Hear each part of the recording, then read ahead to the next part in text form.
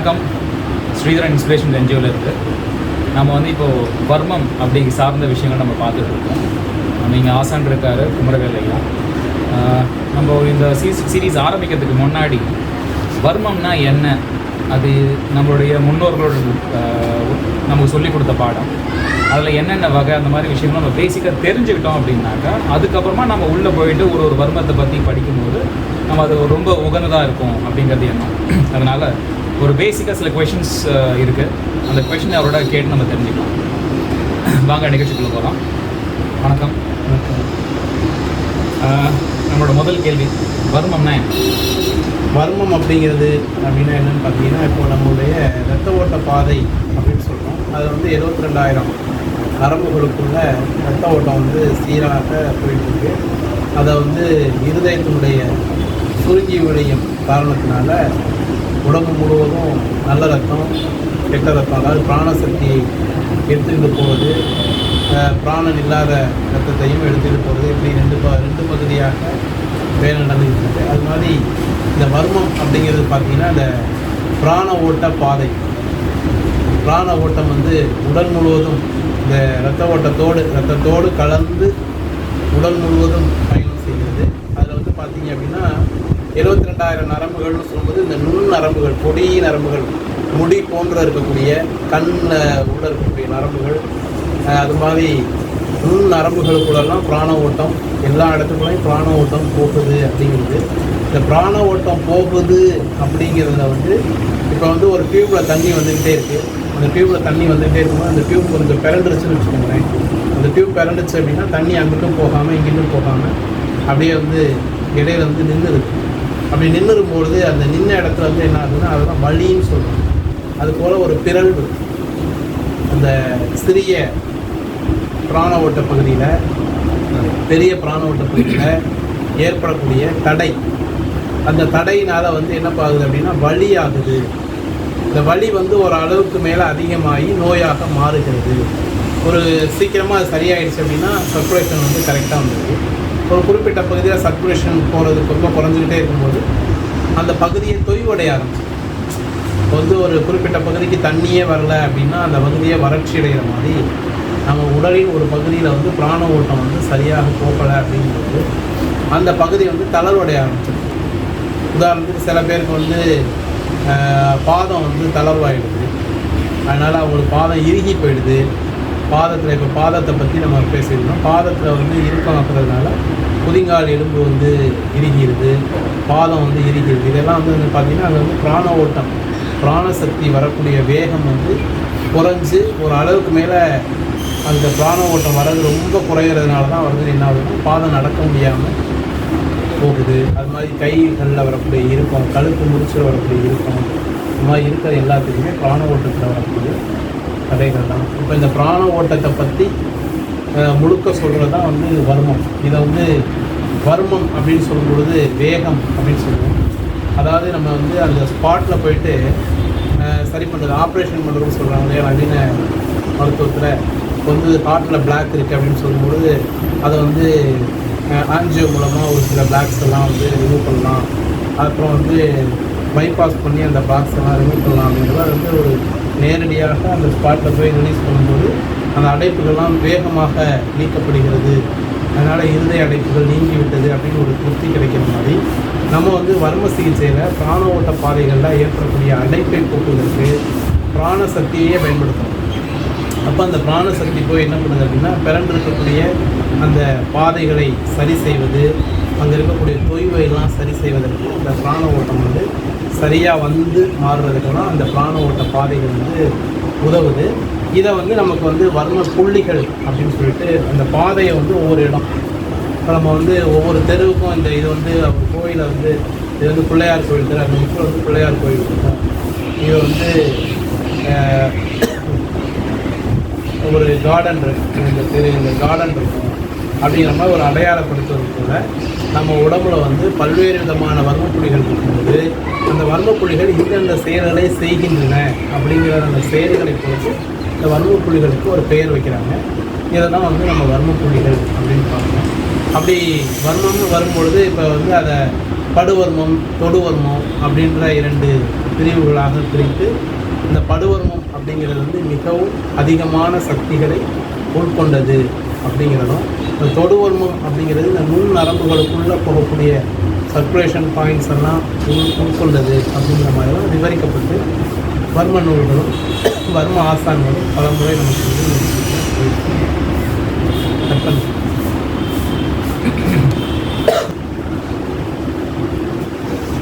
வர்மம்னா என்ன அப்படின்னு நீங்கள் தெளிவாக சொல்லியிருக்காங்க.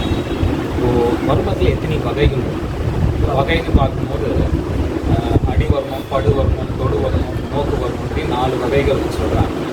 இதில் நீங்கள் எந்த வகையான வர்ம கலையை வந்து இப்போ நம்ம பண்ணிகிட்ருக்கோம், எந்த கலையை நம்ம பண்ணலை, ஏன் இப்போ இந்த படுவர்மம், தொடுவர்மம், நோக்குவர்மம், அப்புறம் அடிவர்மம், இப்படி வர்மங்கள் வந்து 4 விதமாக இருக்குது. இந்த வர்மம் வந்து நமக்கு போர்க்கலையாகவும் அதே நேரத்தில் மருத்துவ கலையாகவும் செயல்படுது. இந்த போர்க்கலை என்பது எதிராளிகள் வரும்பொழுது அவர்களை எங்கு தாக்கினால் அவர்களால் மீண்டு வர முடியாது.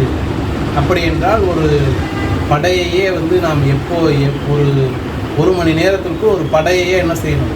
இந்த சினிமாலெலாம் வந்து ஒரு அடி அடித்தா ஓடி போய் விழுந்த மாதிரி காமிக்கிறாங்க இல்லையா, அது வந்து சினிமாவில் வந்து நடக்கும், நிஜத்தில் நடக்கவே நடக்காதுன்னு சொல்கிறாங்க இல்லையா.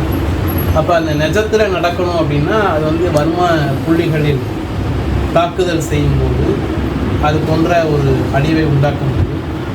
அது மிகவும் பேரழிவை உண்டாக்கும் என்பதனால் இந்த அடிவர்மம் என்பது மிகவும் இரகசியமாகவும் அது வந்து எல்லோருக்கும் கற்றுக் கொடுப்பதனால் பெரிய ஆபத்துகளை உண்டாக்கக்கூடும். அப்படிங்கிறதுனால இந்த அடிவர்மம் வந்து அனைவருக்கும் கற்பிக்கப்படுவது இல்லை.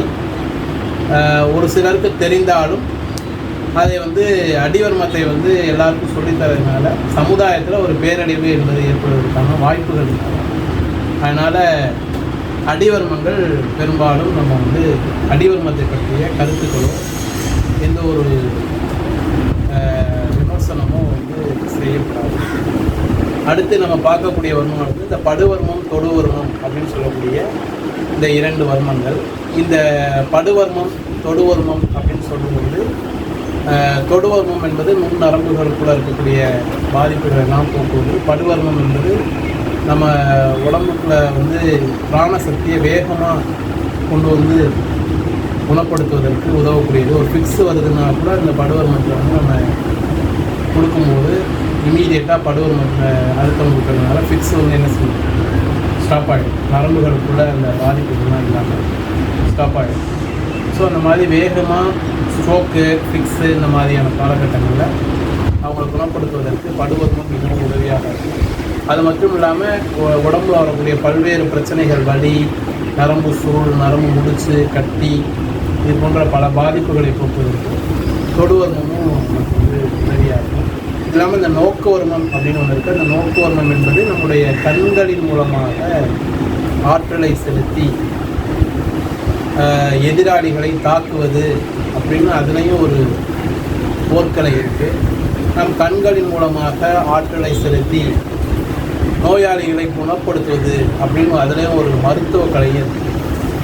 இப்போ இந்த கண்களின் மூலமாக அப்படின்னு சொல்லும்போது இப்போ இந்த கைகளில் வந்து இப்படி பார்த்தீங்கன்னா ஒரு காந்த அலை வரதை வந்து இப்படி செஞ்சு பார்க்கும்போது இப்படி வர உணர்ச்சி அந்த இது உணர முடியும். இது இப்படியே விரிச்சுக்கிட்டே வரலாம், இப்படியே விரிச்சுக்கிட்டே இருந்தீங்கன்னா இவ்வளோ தூரம் வருது, இவ்வளோ தூரம் வருது, இவ்வளோ தூரம் வருது, இப்படி இந்த காந்த சக்தியை வந்து உணரலாம் அப்படின்னு சொல்வதை போல் கண்களின் மூலமாக அது போன்ற ஒரு காந்த சக்தி வெளிவருவதையும் அந்த காந்த சக்தியின் மூலமாக ஒரு சில செயல்களை செய்ய முடியும் அப்படிங்கிறதையும், அந்த ஃப்ரீக்குவன்சி மனதுடைய அலைச்சூழல் வேகம் எப்போது இயல்பாக, அதாவது ஒரு அமைதி நிலையில் இருக்கிறவங்களுக்கு தான் அந்த பாடங்களை வந்து எளிமையாக கற்றுக்கொள்வதற்கான வாய்ப்புகள் இருக்குது. இப்போ அந்த மன அலைச்சூழல் வேகம் ரொம்ப அதிகமாக இருக்கவங்களுக்கெல்லாம் அந்த பாடம் வந்து போய் செல்வதற்கான வாய்ப்பே இல்லை. ஏன்னா அவங்களால அதை பிரயோகம் பண்ண முடியாது. ஏன்னா அந்த ஃப்ரீக்குவன்சி இல்லாதவங்களுக்கு அந்த பாடம் கிடைக்காது. ஸோ அந்த ஃப்ரீக்குவன்சி அப்படிங்கிறது ஒரு இறைநிலையோடு ஒரு தொடர்பு, ஒரு அமைதியான ஒரு நிலையோடு போயிட்டு இருக்கும்போது தான் உங்களுக்கு அந்த நோக்குவர்மம் அப்படிங்கிற கான்செப்ட் வந்து உள்ளுக்குள்ளே வரும். அது பலருக்கும் உதவி செய்வதற்கு அந்த நோக்குவர்மம் வந்து உதவியாக இருக்கும். போர்க்கலை என்பது தெய்வங்கள், இந்த சாமி படத்துலலாம் பார்த்துருக்கீங்க, பழைய காலத்து சாமி படத்துலாம் அப்படி பார்த்தோன்னே அப்படியேலாம் விழுந்துற மாதிரி, சாமி இப்படி பார்த்தோன்னே விழுகிற மாதிரியெல்லாம் ஒரு காட்சிகள், தெய்வங்கள் பார்த்தால் விழுகிறது அப்படிங்கிறதெல்லாம் காட்சிருக்கோம். அப்படி இந்த தெய்வங்கள் வந்து தாக்குதல் பண்ணுவது அப்படிங்கிற காலகட்டம் அப்படின்னு வரும்பொழுது அதெல்லாம் நடக்கும். ஆனால் எந்த தெய்வங்களும் தாக்குதல் நடத்துவதற்கான தெய்வங்களுக்கு வந்து அப்படியான எதிர்மறையான சூழ்நிலைகள் கிடையாது. ஏன்னா முதலமைச்சருக்கு எப்படி ஒரு பாதுகாப்பு, ஒரு தனித்துவம், ஒரு முக்கியத்துவம் இருக்கிறதோ அதுபோல் தெய்வங்கள் வந்து ஒரு தனி லோகத்தில் இருக்குது. அதனால் அந்த அவங்களுக்கு இந்த நோக்குவர்மத்தை பயன்படுத்த வேண்டும் என்ற அவசியம் இல்லை. ஆனால் மனிதர்கள் மூலமாக மற்றவர்களுக்கு நன்மை செய்வதற்கு தெய்வங்கள் வந்து அந்த அமைதி நிலைக்கு வரும்பொழுது அவர்களுக்கு அந்த முறைகளை வந்து கற்றுக் கொடுப்பது உண்டு. இது வந்து இறைநிலையால் மட்டும்தான் உணர்த்தப்படுகிறது. இது பார்த்திங்கன்னா நம்ம மணப்பாறை அந்த பகுதியில் வந்து பார்த்தீங்க அப்படின்னா அந்த ஒரு படுகளம் அப்படின்னு சொல்லிட்டு எல்லோரும் இறந்து போய் ஒரு ரத்த ஆறு ஓடிட்டு இருக்கும்போது அங்கே வந்து ஒரு ஓலம், அது ஒரு கணவன் இறந்து போயிட்டான்னு சொல்லி ஒரு பெண் வந்து அழுது கொண்டிருக்கும்போது அந்த சிவபெருமானும் சக்தியும் வந்து அந்த இறந்த அந்த வந்து ஒரு வர்மத்தை தட்டி எழுப்பி மீண்டும் உயிரை வந்து உண்டாக்குவாங்க. அது மாதிரி வள்ளலார் வந்து எழுவார் மேடைன்னு சொல்லி ஒரு இடத்தை உருவாக்கி அந்த இடத்துல இறந்தவர்களை எல்லாம் எழுப்புவதற்கு ஒரு வர்மத்தை பயன்படுத்தி இறந்தவர்களெல்லாம் எழுப்பினார்.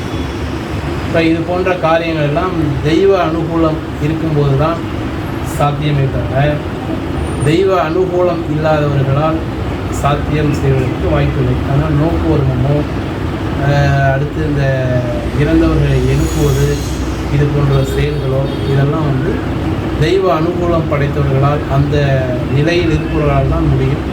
மற்றபடி நம்ம வந்து இந்த படுவர்மம் தொடுவர்மம் மூலமாக நம்ம வந்து எப்படி இந்த ப்ரெஷர் பாயிண்ட்ஸ் அழுத்தும் பொழுது புள்ளிகள பாயிண்ட்ஸ் வந்து அழுத்தும் போது பிராண ஓட்ட தடையை நீக்கி வலிகள், தொந்தரவுகள், நோய்கள் வந்து எளிமையாக விலகுவதற்கு நிறைய வழிமுறைகள் பண்ணணும்.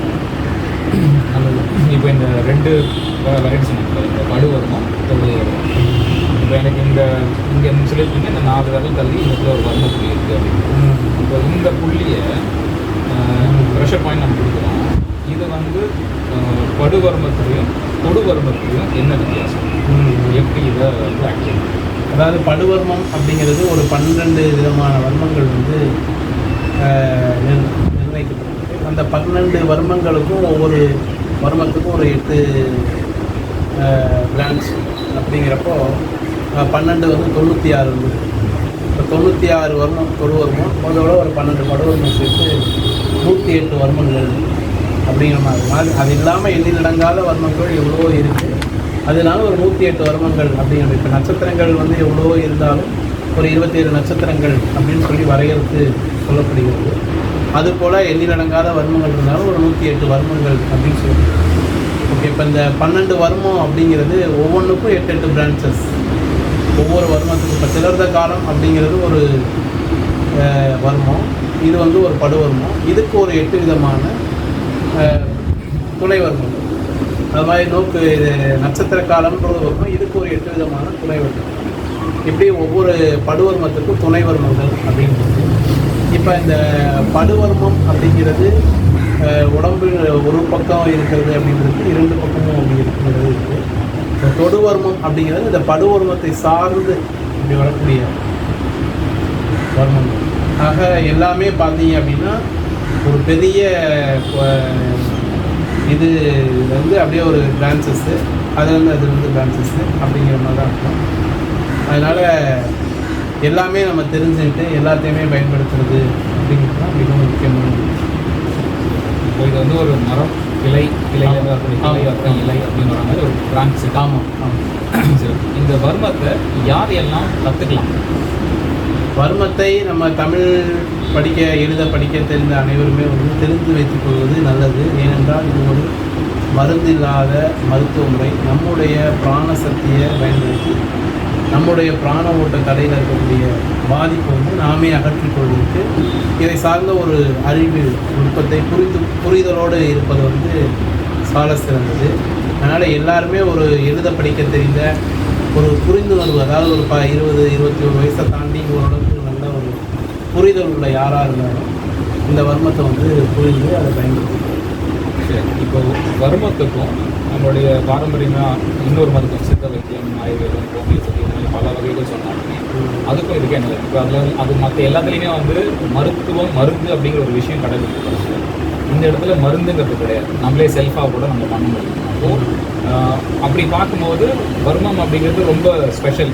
ஏன்னா மருந்தே தேவையில்லை, நம்மளே பண்ணிக்கலாம் அப்படின்னும் போது என்ன வித்தியாசம் நீங்கள் இதை பார்க்கணும்? அதாவது இப்போது உதாரணத்துக்கு நான் நிறைய இடங்களில் வந்து இந்த நரம்பு முடிச்சு, நரம்பு சுருள் இந்த பிரச்சனைக்கு வந்து பிரண்டையை நீங்கள் வந்து தொடர்ச்சியாக சாப்பிடுங்கள், 3 வேளையும் ஒரு புரியும் தருவக்கூடிய பச்சை தண்ணி சாப்பிடுங்கள் அப்படின்னு வந்து நிறைய பதிவுகளை வந்து சொல்லிக்கிட்டே இருக்கோம். இப்போ இந்த பிரண்டை பொடியை வந்து ஒரு மண்டலம் 48 நாள் அல்லது 2 மண்டலம் 96 நாள் அல்லது 3 மண்டலம் 140 நாள் அப்படி வந்து எடுத்துக்கிட்டோம் அப்படின்னா என்ன பலன் கிடைக்குமோ அந்த பலனை வந்து ஒரு வாரம் நீங்கள் தொடர்ச்சியாக ஒரு வர்மத்தை நீங்கள் அழுத்திக்கிட்டு இருந்தீங்கன்னா கிடைச்சி. அப்போ ஒரு 144 நாள் நீங்கள் ஒரு மூலிகையை எடுத்து உங்களுக்கு கிடைக்கக்கூடிய ஒரு பலன் வந்து ஒரு வர்மத்தை நீங்கள் புரிதலோடு செயல்படுத்தி நீங்கள் ஒரு வாரம் செயல்படுத்தினீங்கன்னா 140 நாள் நீங்கள் மருந்து எடுக்க 144 நாளுங்கிறது கிட்டத்தட்ட உங்களுக்கு 5 மாதத்தை நெருங்கி வருது. 5 மாதம் நீங்கள் மருந்து எடுத்து நீங்கள் பூரண குணமடைவது அப்படிங்கிறத ஒரு 6 நாள் 7 நாளில் உங்களுக்கு வர்மம் கொடுக்குது அப்படிங்கிறப்போ அதை விட இது மிகவும் வேகமாக இருக்கிறது. நம்ம வந்து சென்னைக்கு பஸ்ஸில் வந்து 6 மணி நேரம் வரும், ஃப்ளைட்டில் வந்து அரை மணி நேரம் 3/4 மணி நேரத்துக்கு வந்துருக்கோம். அந்த மாதிரி அப்போ பெனிஃபிட் வந்து நமக்கு வர்மம் கிடைக்குது. ஸோ மற்ற மருந்து முறைகளை காட்டிலும் வர்மம் வேகமாக குணமடைவதற்கான வாய்ப்புகளை அதிகமாக பெற்றிருக்கிறது. அதை நீங்கள் புரிதலோட பயம் இல்லாமல் தெளிவாக செய்யும்போது அது நிச்சயமாக பலம். ஒரு புக்கில் படிச்சிருக்கோம், அதாவது இந்த வர்மம் அப்படிங்கிறத வந்து வெள்ளைக்காரன் ஆட்சியில் வந்து பயங்கரமாக வந்து கண்டிச்சு தமிழர்களை கற்றுக்கவே கூடாது அந்த மாதிரி ப்ராக்டிஸ் பண்ணுறவங்க எல்லாருமே வந்து ஒடுக்கி அவங்கள வந்து ஸ்ட்ரீட்டர்ஸை இது பண்ணி அவங்க எல்லாருமே வந்து துரத்தி விட்டுருக்காங்க. ஏன்னா போர்க்களை யூஸ் பண்ணாங்கன்னா அவங்களால ஆட்சி பண்ணுறோம், நிறைய விஷயங்கள் பண்ணி துரத்திருக்காங்க. இப்போ இவ்வளோ வைட்டல் வேல்யூ இருக்கக்கூடிய ஒரு விஷயத்த வந்து நம்மக்கிட்டேருந்து தொலைச்சிட்டோம் அப்படி தொலைக்கல. அதாவது நாம் வந்து நினைக்காமல் இருக்கும், அதான் உண்மை. தொலைத்தோம் என்று சொல்வதை விட நினைக்காமல் இருக்கிறோம் என்பது உண்மை. நிறையா பேருக்கு தெரியாது இல்லையா? இப்போ வந்து நம்ம ஒரு பகுதியில் இருக்கிறோம், இந்த பகுதியில் எத்தனை பேருக்கு இந்த வருமோ அப்படின்னு தெரியும்னா எண்ணி பார்க்கக்கூடிய தலைகள் மிகவும் குறைவாக இருக்கிறது. இதை பற்றின விஷயம் தெரிஞ்சது ரொம்ப கம்மி. அப்போ பயன்படுத்துகிறவங்களும் ரொம்ப கம்மி இல்லையா? அதனால் எல்லாருக்குமே இது வந்து எளிமையாக போய் சேரணுங்கிறக்காக நம்ம இந்த விஷயத்தெல்லாமே கொஞ்சம் எளிமைப்படுத்தி சொல்லிடுவோம். சரி, இப்போ அடுத்தது முக்கியமானது, யார் இதை செய்யலாம், யார் இதை செய்யக்கூடாது? அதாவது இதை செய்யலாம் செய்யக்கூடாது அப்படின்னு மிதமான அழுத்தம் கொடுத்து செய்யும்போது எல்லாருமே இதை வந்து செய்யலாம். அதிகமான அழுத்தம் என்பது, அதாவது அழுத்தி ரொம்ப வலிக்குது, இப்போ இந்த இடத்த அழுத்துறேன், இந்த அழுத்தம் கொடுக்கும்பொழுது எனக்கு எந்த விதமான அழுத்துறதுனால எந்த விதமான வலி இல்லை. அழுத்துறப்ப வலி இருந்ததுன்னா அந்த இடத்துல பாதிப்பு இருக்குது. வலி போகிற வரைக்கும் அந்த அழுத்தத்தை குறைத்து கொள்ளக்கூடாது. வலி போகிற வரைக்கும் அழுத்தி பிடிச்சிடும். அழுத்துறதுனால இந்த வலி இல்லை, அழுத்துறதுனால புதுசாக அந்த ஒரு வலி உருவாகலாம். அதாவது இப்படி அழுத்தும் போது தாக்குதல் கிடையாது, இப்படி பண்ணும்போது தாக்குதல் உண்டு. குத்தும் போது, ஆமாம், குத்தும் போது தாக்குதல் உண்டு. அதனால் நான் எல்லா இடத்துலையும் சொல்லிட்டேன், அழுத்தும் போது நீங்கள் அழுத்த வேண்டியது இப்படி தான். ஓகே, நீங்கள் இப்போ இந்த இடத்துல கவுளிக்காலம்னு சொல்லக்கூடிய அழுத்தி பிடிச்சிருக்கீங்க. கவுளிக்காலம் அழுத்தி பிடிக்கும்போது பார்த்தீங்கன்னா கை நரம்புகளுக்குள்ள உள்ள பிளாக் எல்லாம் ரிமூவ் ஆகும். கை நரம்புகளுக்குள்ள எங்கெல்லாம் சுருண்டிருக்கோ அதெல்லாம் நேராகும். இது மூளை வரைக்குமே இருக்கக்கூடிய சின்ன சின்ன பொடி நரம்புகளில் உள்ள சுருட்டளவுகளை சரிப்படுத்தும். ஸோ அப்போ இந்த இடத்துல இப்படி நான் அழுத்தும் போது எனக்கு வலி இருக்குது அப்படின்னா என்னுடைய கை நரம்புகளில் எல்லாம் பாதிப்புகள் இருக்குது, அது சரியாகிட்டு இருக்குன்னு அர்த்தம். ஸோ அந்த வலி போகிற வரைக்கும் நான் அழுத்தி பிடிச்சிருக்கணும். இப்போ நான் அழுத்தி பிடிச்சிருக்கேன், இப்போ எனக்கு வலி போயிடுச்சு. வலி போனாலும் நான் இப்படி இருக்கும். இதையே நான் இப்படி போட்டு இப்படி பண்ணேன் அப்படின்னா நான் குத்துனதுனால வந்து அந்த இடத்துல எனக்கு ஒரு வலி வருது, அது தாக்குதல்னு சொல்லுவேன். ஸோ அது போன்ற தாக்குதல்கள் வராமல் சிகிச்சை செய்யணும். அதாவது மருத்துவம் என்பது மற்றொரு பிரச்சனையை உருவாக்குவதாக இருக்கக்கூடாது.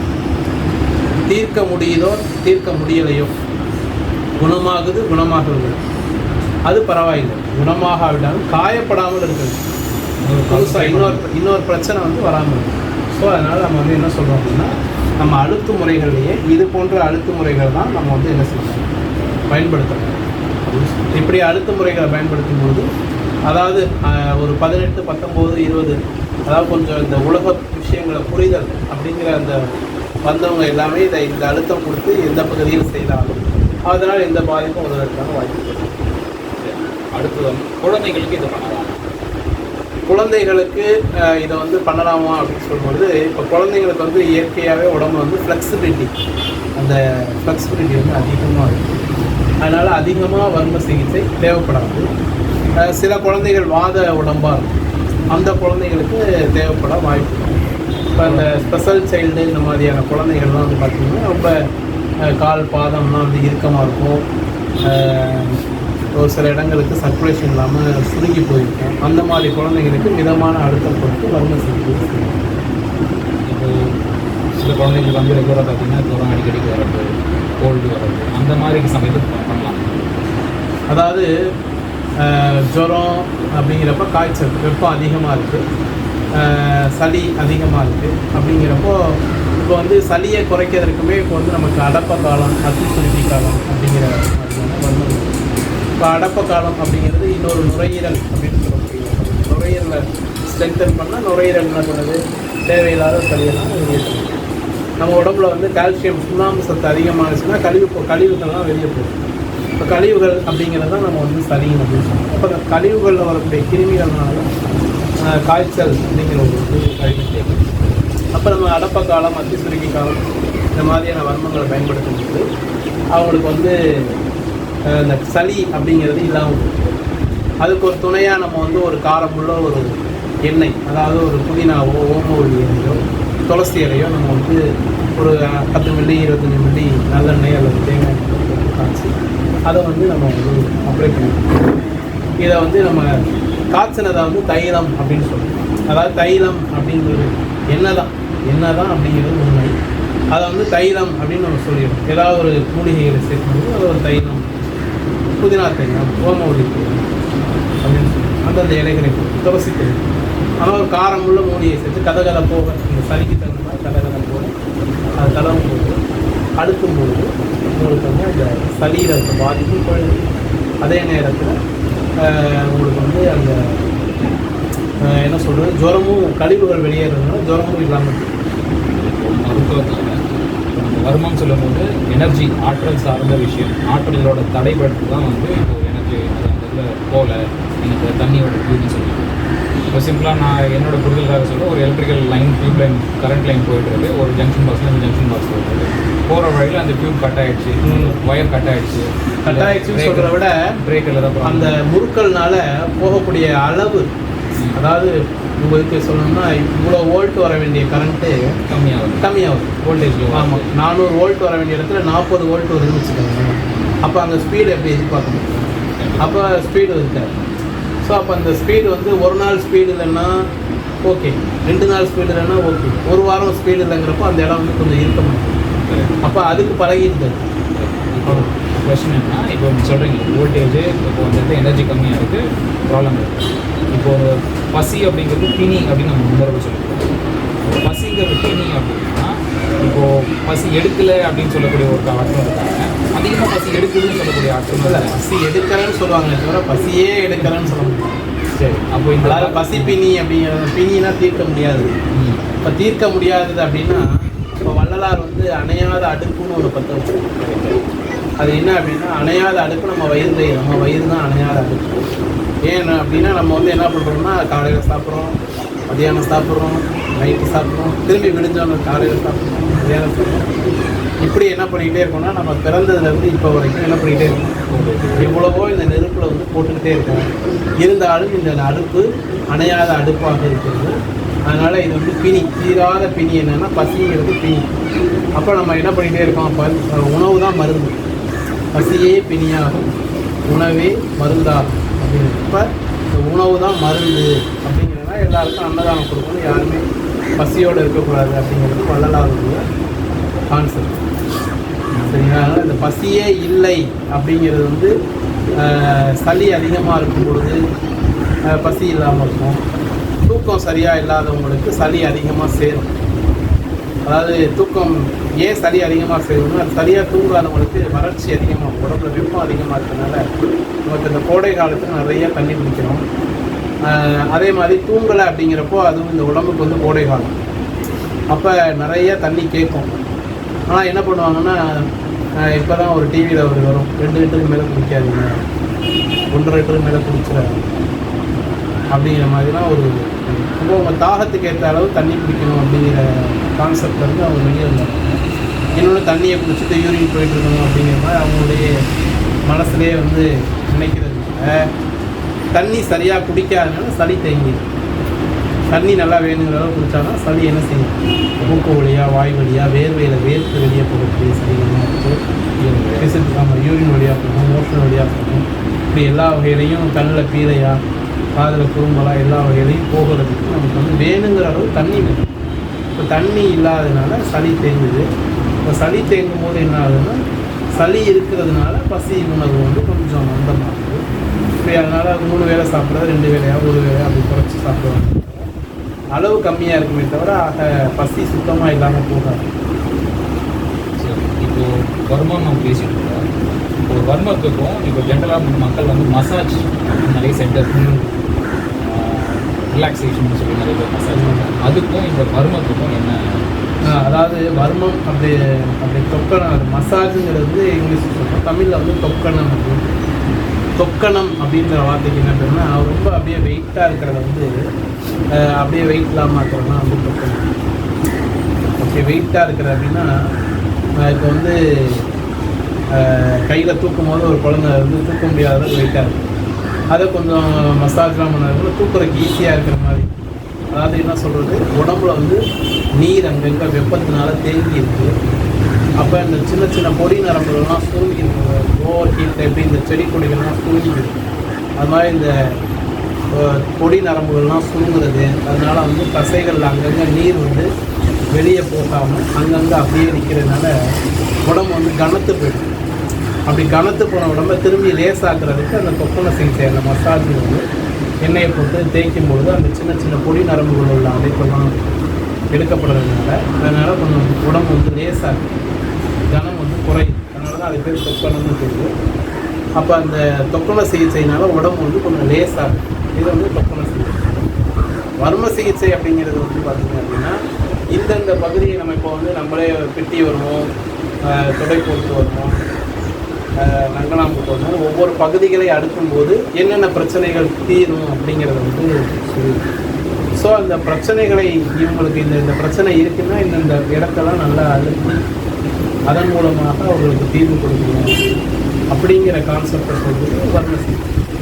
தொக்கண சிகிச்சைங்கிறது காமனாக ஆயில் போட்டு அந்த சதை பகுதியிலையும் பொடி நரம்புகளை வந்து ஜென்ரலாக பண்ணுறது. வர்ம சிகிச்சை அப்படிங்கிறது வந்து ஒரு நரம்பு பிடிச்சி, கால் நரம்பு பிடிச்சி இழுத்துருக்கு அப்படின்னா அவங்களுக்கு வந்து இந்த நடுக்கன் வருமோ, அகக்கண் வருமோ, புறக்கண் வருமோ அப்படிங்கிறது வர்மத்தை அழுத்தும்போது கால் நரம்பு இழுத்து பிடிச்சிருக்கிறத விட்டுடும் அப்படிங்கிற ஒரு. அப்போ இந்தந்த இடத்த பண்ணால் இந்த பிரச்சனையை இப்படி சரி பண்ண முடியுங்கிற அந்தந்த இடங்களை அழுத்தினால் என்ன நடக்கும் அப்படிங்கிறத பற்றி சொல்கிறது வரும். தொக்கண சிகிச்சைங்கிறது காமனாக பொதுவாக வந்து உடம்பு முழுவதும் தேய்ச்சி, உடம்பு முழுவதும் உள்ள வந்து அதிகமான ப்ரெஷர், அதாவது வெப்பத்தை குறைக்கிறதுக்கு உதவக்கூடிய ஒரு சிகிச்சை.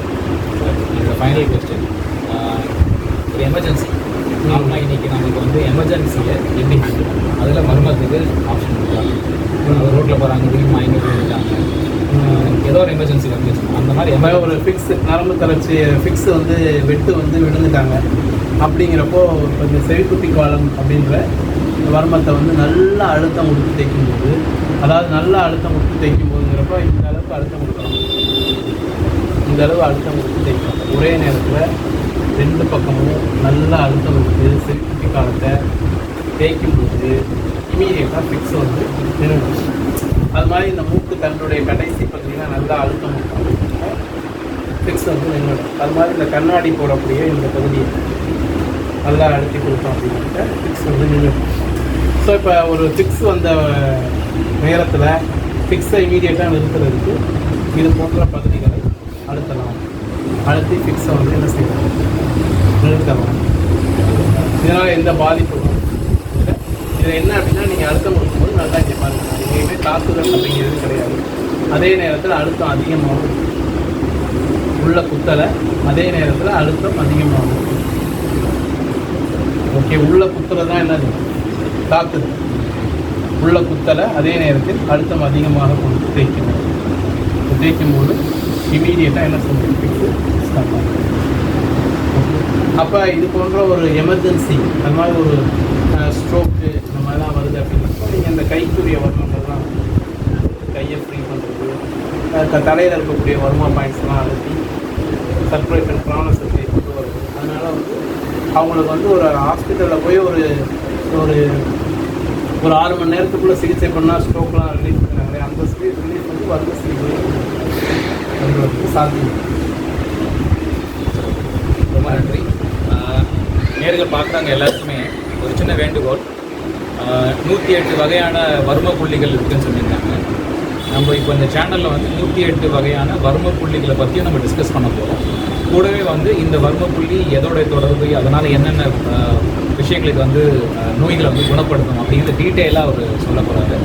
இந்த வீடியோஸ் நீங்கள் எல்லாருமே பாருங்கள், கண்டிப்பாக இதை ப்ராக்டிஸ் பண்ணுங்கள்.